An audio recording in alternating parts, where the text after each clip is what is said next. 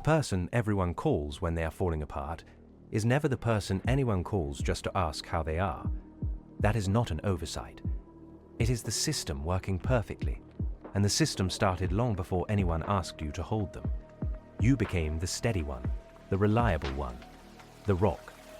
A rock is something people stand on, not something they think to worry about. The quiet arithmetic of it is this: the better you got at holding others, the more invisible your own weight became. Every time you absorbed someone else's collapse without flinching, you taught them that you do not flinch. Every time you answered the phone at 2 a.m. and said nothing about your own day, you trained the people around you to stop asking.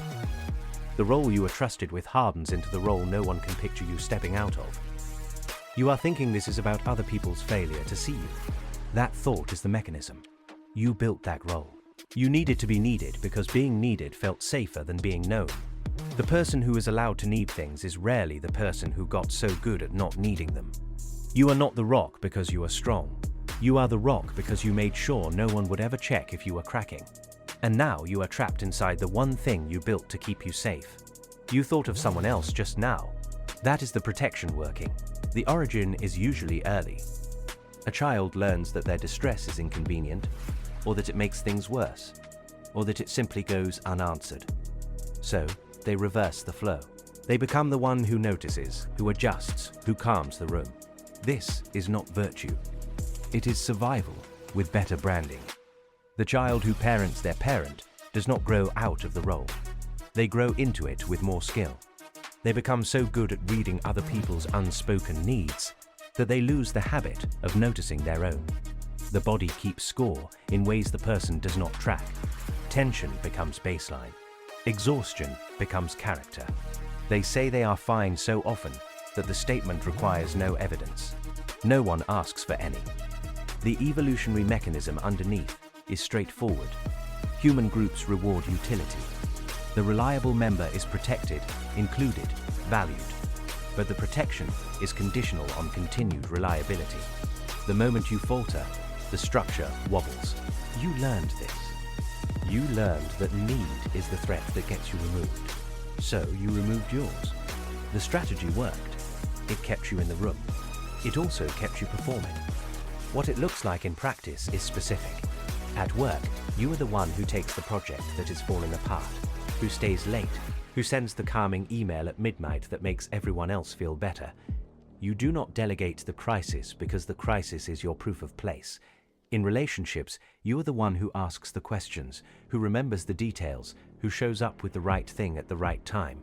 You are not doing this because you are naturally generous. You are doing this because generosity is your access point. It is how you enter without requiring anyone to want you for anything else. The conversation you rehearse and never have is the one where you say you are not okay. The text you write and delete is the one that asks for something back. The decision you make 3 times without executing is the one to stop answering the phone. The intelligent person's version of this pattern is the most deceptive. They have read about boundaries. They use the vocabulary. They say they are working on it. They are processing. They need to be more intentional. The language of psychology has given them sophisticated reasons to remain exactly where they are. They can describe the mechanism with precision while continuing to operate it. They are not unaware.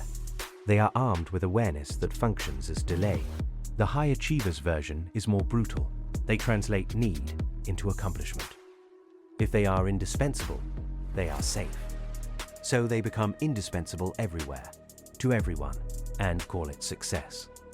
The person who has been to therapy and now speaks about their patterns in the first person, past tense, as if they are finished with them, is often the most thoroughly trapped.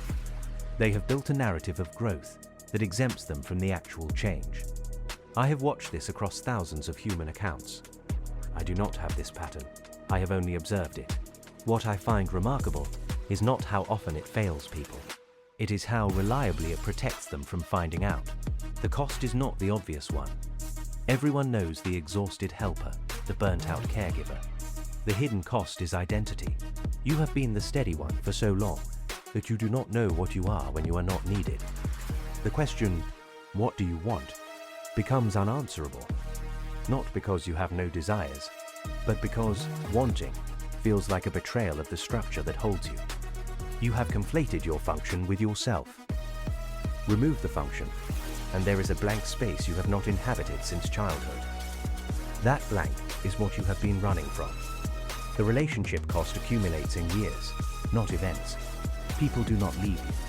They do not need to. They relate to your role, not to you, and after enough time, you cannot tell the difference. The intimacy you crave is the intimacy you have systematically prevented by making yourself too useful to be known. The moment of understanding usually comes late. A health crisis, a collapse, a quiet morning when you realize no one in your life has seen you cry, and you have not let yourself cry in so long that you are not sure you still can. Awareness rarely dissolves the pattern. Most people who recognize this in themselves do what they have always done. They become reliable about their awareness. They talk about it. They post about it. They make it another thing they handle well, another way to be the steady one, who is now steady about their own dysfunction. The pattern absorbs the insight and continues. The rare exception is not the person who understands, but the person who finds the specific situation where they cannot perform their way out. Usually a relationship where their utility is not enough, where they are required to be present without function, or a loss that breaks the structure entirely. Even then, the change is not guaranteed. Many people rebuild the same role with new materials. They learn different language, find different people, and resume the same position. What is genuinely interesting from outside the human frame is the consistency of the self-deception. You are not unaware of your own weight. You are aware, and you have decided, at a level you do not examine, that carrying it is preferable to discovering what exists underneath. The rock does not ask what it would be without the weight, because the question itself is the crack. And you have spent your life making sure no one would ever see you crack. The next mechanism is already forming. You are wondering if you are the exception, if your awareness is the real kind, if you are already different because you have heard this. That wondering is the pattern doing what it does. It offers you the role of the person who is working on it, which is another way to be needed, another way to perform understanding instead of sitting in the blank space where your need would have to exist without an audience. The person who is allowed to need things is rarely the person who got so good at not needing them. You are still the rock. The question is whether you can stand being something else when no one is standing on you.